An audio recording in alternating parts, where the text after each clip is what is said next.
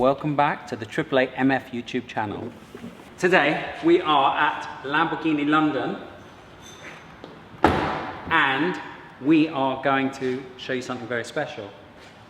The Performante, in my last video, we did a review of that, concluded it was a fantastic car. I think Tim enjoyed it as well, right? Definitely. We loved it. But today we're not going to go out in the Performante. We've got a Performante Spyder to test drive. Now, I've ordered the Performante Spyder. Hopefully it'll be coming within the next 3 or 4 months.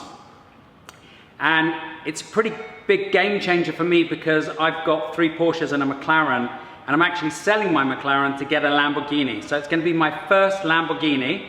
Tim, I think you're still excited? Yeah, Lamborghini is my favourite car brand by far. So. V10 engine. So I think the V10 engine on the Lamborghini is amazing, and I've never wanted to own one until now. Now, I had a Gallardo convertible a friend lent me a couple of years ago, but I didn't like the fact that the single clutch gearbox was quite jerky, but now they put the dual clutch gearbox into the Performante. I think it's like the perfect naturally aspirated supercar. So let's go out and see what it's like. I believe there's only 3 of these in the country. And we're going to get to drive it. Are you excited? I am. Oh my God, look at that.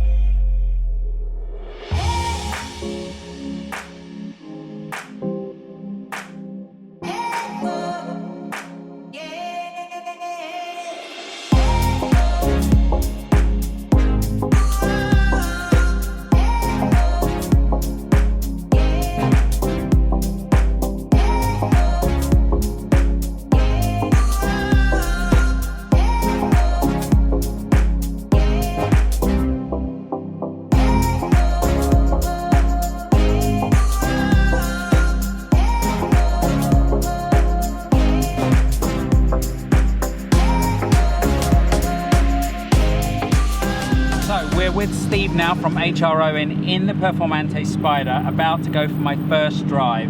I am super excited. Steve, are you super excited or are you nervous? No, never nervous. Never nervous? Not with a pro.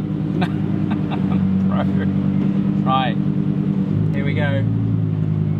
So this car's been sitting outside the showroom for only a few minutes, and everyone starts crowding around this car. It gets so much attention. You really are not going to make many friends if you put it in Corsa mode, right? It's pretty loud in the Corsa mode.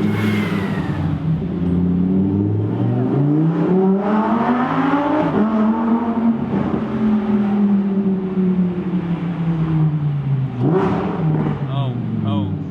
Do you get evil licks when you do that? Yes. Are you only allowed to do that on a racetrack? Yes. Yes. Should we put it into Sport or Strada? Well, Sport's nice because it calms it down just a little bit. Right. But it's still rude. Well, you lose the aero, but obviously you don't use much aero around South Kent. That is for So sure. one of the people asked me on Instagram when I posted a photo of one of these cars, does the aero actually work when it's a convertible? Do you still get that full effect of the aero? That is a very, very good question, and the answer is yes, you absolutely do. It still works? Yeah, absolutely do. But it only works in Corsa mode? Absolutely. Okay. And you get some extra revs and stuff and all the rest of it. So things get. To be fair, if you wanted a hardcore track car, you'd get the coupe, right? You're going to go to the track. Yeah, but I think the thing is in this day and age,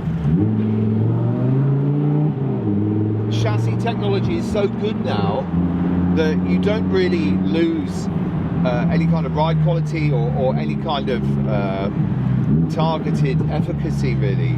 It's quite remarkable how that's changed. So we're putting it into Strada mode now so we can actually talk. So what I was saying in the showroom was, this is a big game changer for me because this is the first Lamborghini that I've actually wanted to buy, and it's not a cheap one either. But I always felt like the Gallardo was missing the dual clutch gearbox, and I wanted the dual clutch gearbox, and now they've brought it out on the Performante. And the one criticism I'll have of the Performante is you don't hear that lovely engine because you've got no convertible. And also I felt that the Performante, the vision outside of the car isn't brilliant. They haven't really designed it with the driver in mind, I think, you know, with a vision in mind. Whereas I've been driving a McLaren 650S for a year, the vision out that's much better. But now you've got the roof down, you can see everything. And as Jeremy Clarkson says, 1 million miles of headroom.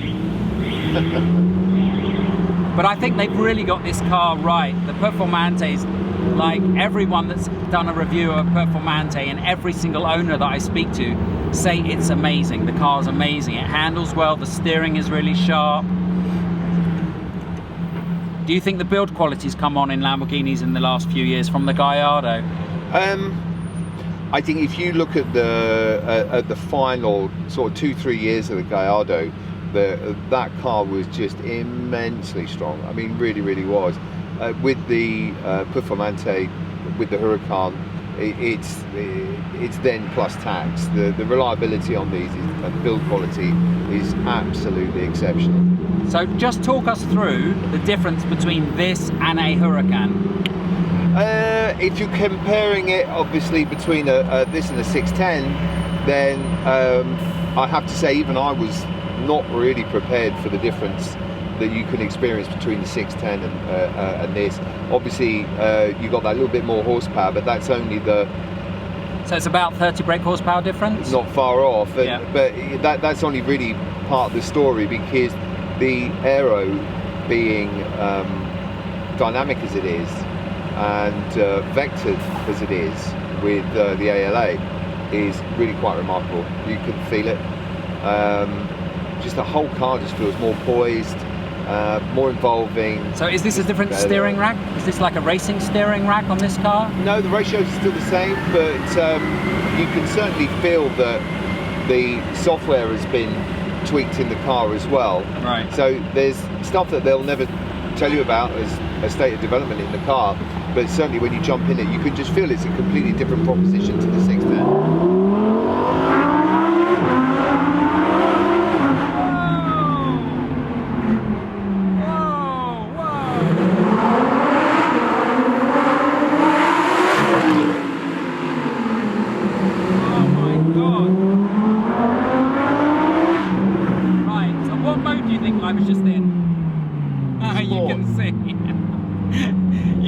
Because the whole thing, let's show people what happens when we put it into Corsa.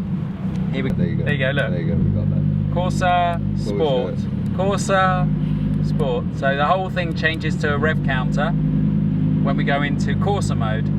So that was Sport mode. I'm really surprised at how loud it is in Sport mode. So all that's left to say is, thank you to Steve for letting me take this car out for a spin. I've thoroughly enjoyed it. I'm really looking forward to getting my one. And go and subscribe, because we've got some really exciting videos coming up, and we'll leave you with Corsa mode in the Performante Spyder.